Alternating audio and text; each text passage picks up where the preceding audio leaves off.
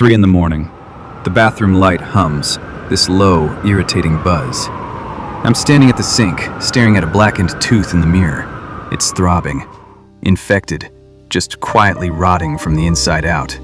I know exactly how to make it stop. The dentist's estimate is sitting in my email, $1,200 for a root canal. I check my bank balance, $340. I don't call for help, and I certainly don't move money. Instead, I just turn off the light and decide to live with the pain. And right there, in the dark, something clicks. Poverty isn't just numbers on a screen. It's inflammation, actual physical damage drilling straight into your nervous system. To explain why this happens, I need to back up and talk about what poverty actually does to the brain. There's a famous study on sugarcane farmers in India that reveals the mechanism. These farmers live a life of extreme contrast. They get paid once a year, which means for 1 month, they're rich. For the rest, they're scraping by. Researchers saw a perfect opportunity. They tested the exact same brains twice. Once when the farmers were rich, and once when they were broke. It was the exact same people with the exact same backgrounds. The only variable that changed? The money in their pocket. The result was terrifying. The exact same people scored 13 to 14 IQ points lower when they were under financial stress. 13 to 14 points. That's what losing an entire night of sleep looks like, cognitively. Basically, you're financially drunk. That number matters because this isn't a metaphor. It's a loss you can actually measure. But here's the part that usually gets glossed over. This isn't just about being worse at math. It's more like the system quietly downgrades your character in the middle of a brutal economic game. Everyone else enters fully geared, prefrontal cortex online, decision-making intact, executive function humming, and you don't. You're sent in stripped down. Your prefrontal cortex is offline, working memory is shot, and your impulse control is basically hanging by a thread.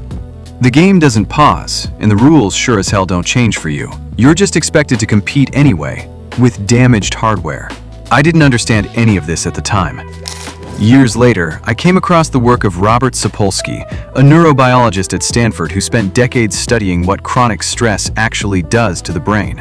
What he found is worse than temporary impairment. It's physical damage. Under sustained financial pressure, the body stays flooded with cortisol, the primary stress hormone. In small bursts, cortisol is actually useful. It sharpens your focus, it keeps you alert. But when it never turns off, it becomes toxic. Chronically elevated cortisol levels can physically kill neurons in the hippocampus, the region responsible for memory. They also weaken and sever connections in the prefrontal cortex, the part of the brain responsible for self-control, planning, and long-term thinking. In plain terms, poverty doesn't just feel bad. It slowly corrodes the hardware you use to make good decisions, like acid eating away at exposed metal. Think of it like running a computer with 100 open tabs. You're not drowning, you're just buffering. Floating in the background is a PDF of an unpaid bill or a screenshot of a toy you couldn't afford, eating up your RAM invisibly every second of the day. You keep trying to work, but the system is lagging, and eventually, it crashes. Amy Arnsten, a neuroscientist at Yale, studies what she calls a chemical switch. Under overwhelming stress, the prefrontal cortex, the part of your brain that plans, reasons, and exercises restraint, shuts down. Not metaphorically, the chemistry actually changes. Neurotransmitters flood the system and pull the circuit breaker. Control transfers to the amygdala, the brain's survival center. It's not thinking about trade-offs. It's thinking, fix this right now. The best way I can describe it is, stick drift. If you play video games, you know exactly what this feels like. You're pushing the controller stick forward. You're telling your character, walk straight, save the money, go home. But the hardware is damaged. The controller ignores your input, and the camera slowly, inevitably, starts panning left, toward the glowing object, toward the store, toward the checkout button, toward the fastest thing that promises relief. You're fighting the controller with your thumb, pushing as hard as you can, but the drift is stronger than your input. I wasn't aiming for chaos, I was pushing save. But my brain's hardware drifted to spend. This took me a long time to understand. Impulse spending isn't a choice, it's a painkiller. I wasn't buying anything because it made me happy. I was buying because something hurt, and I needed it to stop. My brain pulled the circuit breaker. It handed control to the only system still online, the one built for survival. In that state, there is no future. The future disappears. All you can see is the next 10 minutes. There's only the pain I'm feeling in this exact moment, and the need to make it stop. And once I saw it that way, one thing became obvious. Stop asking why poor people make bad decisions.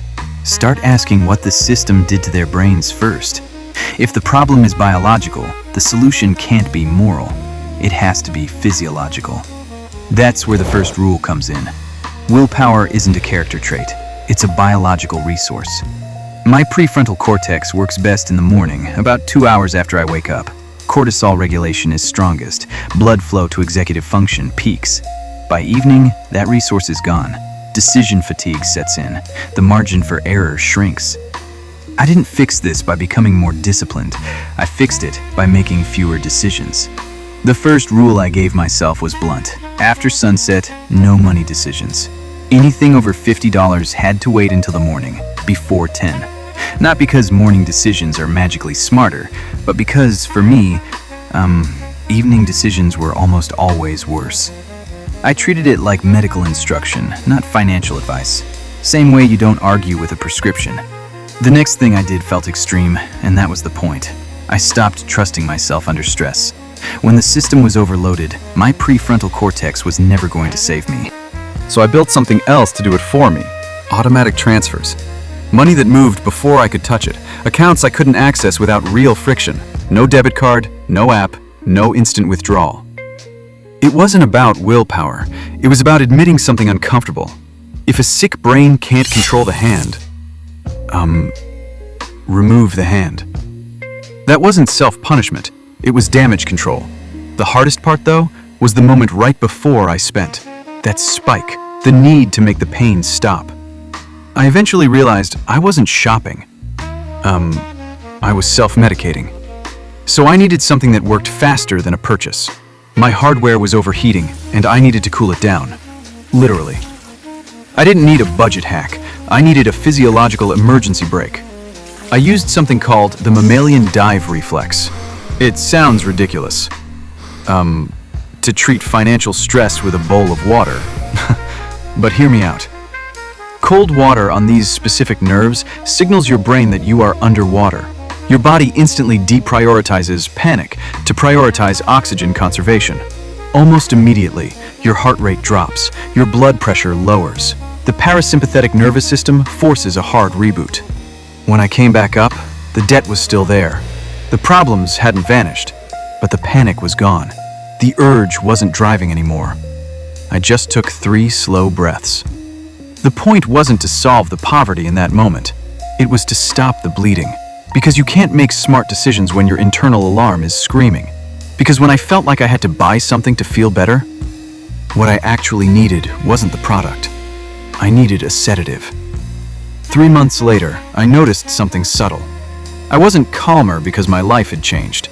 The open tabs hadn't disappeared. The numbers weren't suddenly better. But the inflammation had started to heal. 3 in the morning, months later. The bathroom light hums. I'm standing at the sink again. The tooth still hurts. Reality hasn't changed. The balance is still 340. I don't book the appointment. I can't afford it yet. I catch myself reaching for the gambling app and stop. The high-interest loan ad flashes on the screen. I let it die there. I just stand at the sink, phone in my hand, doing nothing. The controller is still in my grip. The camera wants to pan left, toward the quick fix. My thumb tightens. Center.